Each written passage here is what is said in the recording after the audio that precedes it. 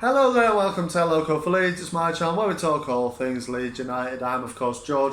Welcome along to the channel. Any new viewers, thanks very much for clicking on this video. Remember to like and subscribe to the channel if you like what I'm saying and you like the content. It would be very much appreciated. Any Crystal Palace fans watching this video, welcome along to the video. Welcome to Loco for Leeds. Remember to leave me your comments in the comment section below.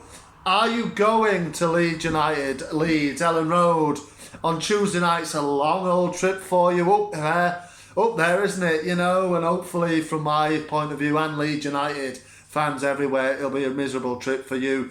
Obviously in the snow as well. Is it going to be a treacherous trip to Leeds for you? Let me know in the comments. But it is, of course, the Leeds United against Crystal Palace. It's my preview. Let's have a look. I'll give my thoughts on the game Tuesday night. It's a strange kick-off time, isn't it? We don't get many Premier League midweek games. It's a bit of a novelty, but you see this kind of odd fixture list going round the festive period, don't you, to fit them all in, I expect. But it's a Tuesday night game. No, we are not in the Championship, not yet anyway. So let's have a look at it then. Obviously Marcelo Bielsa has had his press conference, and the good news is that Luke Ayling and Patrick Bamford are both due to line up in some way or the other for the under-23s tonight, Monday night, as they take on Manchester City under-23s. They're travelling to Manchester. It's a 7 o'clock kickoff. Let's wait and see how they get on. Hopefully they have a good game. It'd be great to see them back in a Leeds United shirt. We have really missed them, haven't we, Leeds fans? That I expect either one or both of them possibly to make the bench tomorrow against Palace. I think they might do. Possibly. I expect them to probably make the bench at least for Sunday's game against Brentford, or maybe even play, maybe even start, you know.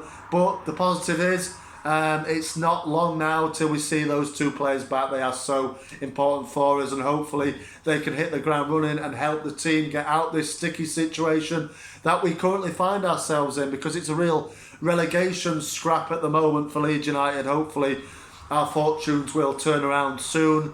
But it's Crystal Palace we're playing on Tuesday. Let's have a look at Crystal Palace then. And I must apologise to any Crystal Palace fans watching, and to Patrick Vieira himself if he's watching. I don't know why he'd be watching, but if you are, Patrick, welcome along. And I do apologise to you, because I expected Crystal Palace to get relegated. I expected Patrick Vieira to be the first sacking of the season in the Premier League, and look at them, they're sitting 11th in the Premier League. First defeat in 8 games it was on Saturday against Aston Villa. The previous 7 they had gone unbeaten, albeit 5 draws in there. They have become a draw specialists, along with our previous opponents on Saturday, Brighton, who love a draw. I think in that 7 games they actually drew with Brighton 1-1 as well. But yeah, they love a draw. No, nothing wrong with that. 5 draws and 2 wins. The 2 wins were impressive ones against Wolves and against Manchester City at the Etihad. You can't get much any more impressive than that. Ask Stuart Dallas. You know, we won there, didn't we, last season, obviously. So yeah, that's an impressive win. Fantastic. But they're doing well. They are doing very, very well. Crystal Palace, like I said, only 1 defeat in 8 games. It came against Steven Gerrard's Aston Villa, who are obviously on a bit of a bounce at the moment. 2 wins out of 2 for them. It would be really nice, wouldn't it, to have double back-to-back wins, Leeds, wouldn't it? I don't know when that's going to happen. Obviously, we can't do that in this game. Maybe we can get one half of it done in this game. Hopefully we can. But it's going to be a really tough game, this, isn't it? Like I said, they're looking good, Palace. 1 defeat in 8 games. Vieira's got them playing some attractive, some attacking football nowadays, which under Roy Hodgson, let's be honest, Palace were a bit of a prehistoric team. They were turning into a little bit of a Burnley, where it was horrible to watch, but they stank out results when they needed to, and they were probably happy season on season to stay in the Premier League. And let's be honest, for teams like ourselves and Palace, That is the main aim. But under Vieira, they've shown some sort of ambition to get into that higher level of the Premier League, and maybe they will under Vieira's stewardship. Who knows? But early days, early signs have looked good for Palace. They've got some real attacking threats in the side that'll run through. Obviously, there's Christian Benteke now, attacking threat, and Christian Benteke. You very rarely hear that in the same sentence, do you? But this season, fair play to Benteke. He's got 4 goals. He's weighed in. He's pulled his weight this season, whereas in previous seasons he's been very poor. But bafflingly, he still gets into the Belgian side. Bafflingly, is that a word? I don't know if it is. But he still gets in the Belgian side, even though he doesn't score many goals this season. He has scored plenty. Well, he scored plenty for him. He scored 4. I saw the Newcastle game recently. He should have had about 6 goals in that game, to be honest. He got 1, but he should have had a few more. But he is dangerous. And add to that, the front three of Zaha, who obviously we all know about. He's their main man. He's a dangerous player on his day. And are you maybe, or is it going to be Elise, who started on Saturday, or is it going to be Edouard,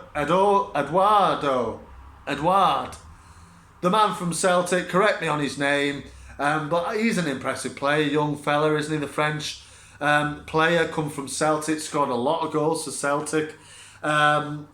He started with a few goals for Palace as well.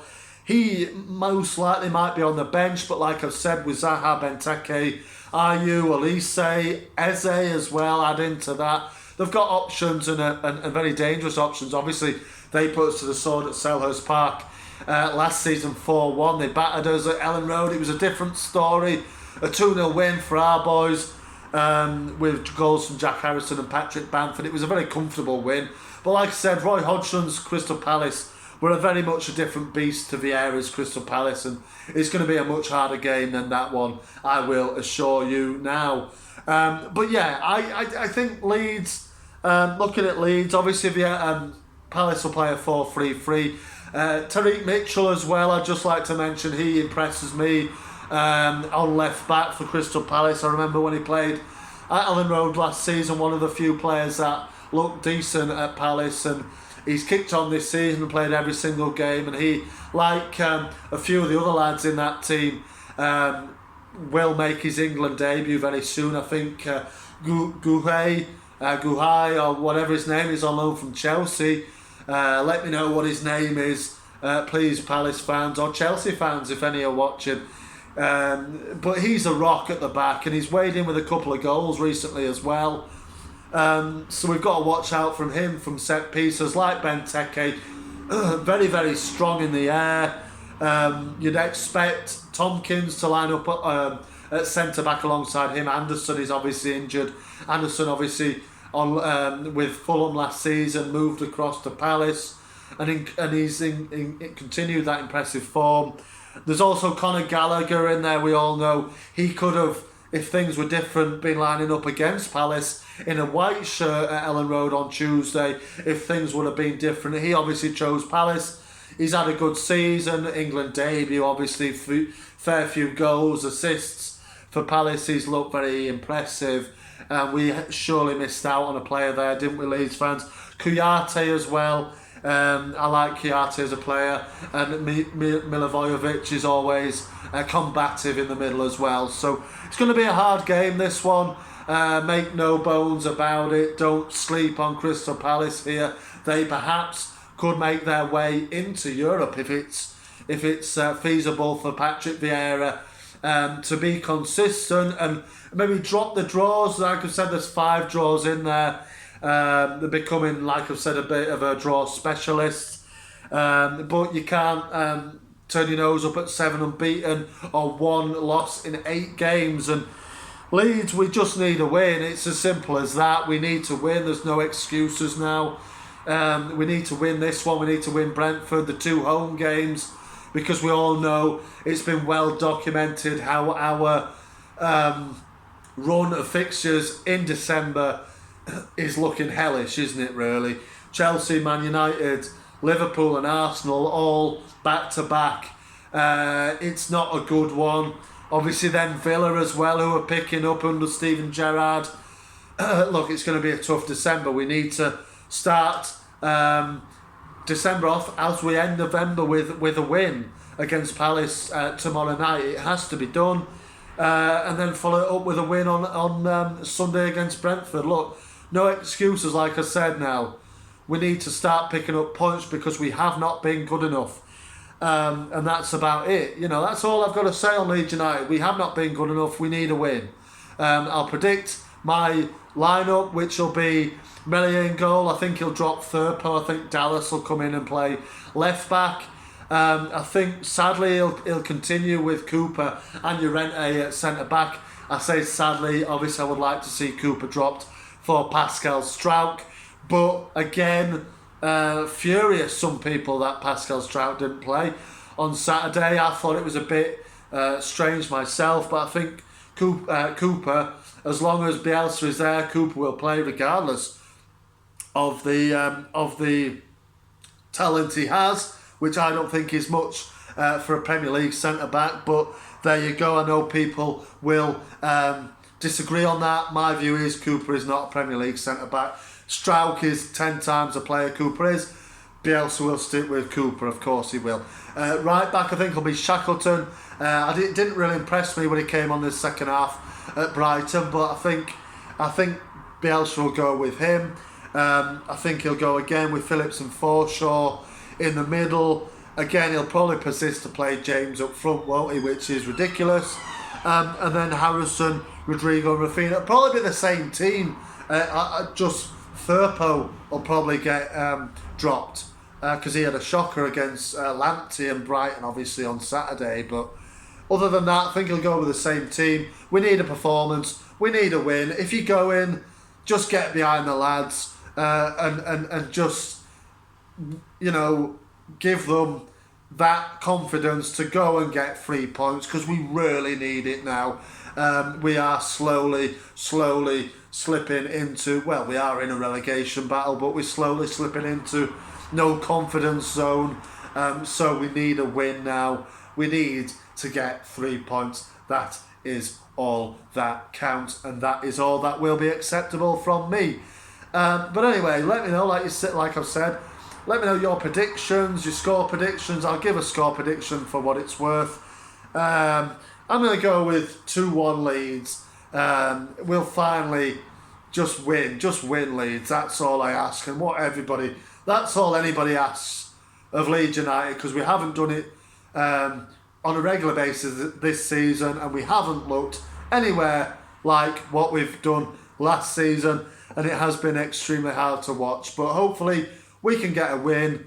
But if you go in, just get behind them and will that ball into the back of the net, suck the ball into the net with the chanting, get the scarves going, intimidate Crystal Palace, and the points will stay in Leeds tomorrow. But let me know what you're thinking. Crystal Palace fans as well, drop your comments in the box down there. But thank you very much for watching, marching on together, and I will see you on the next one.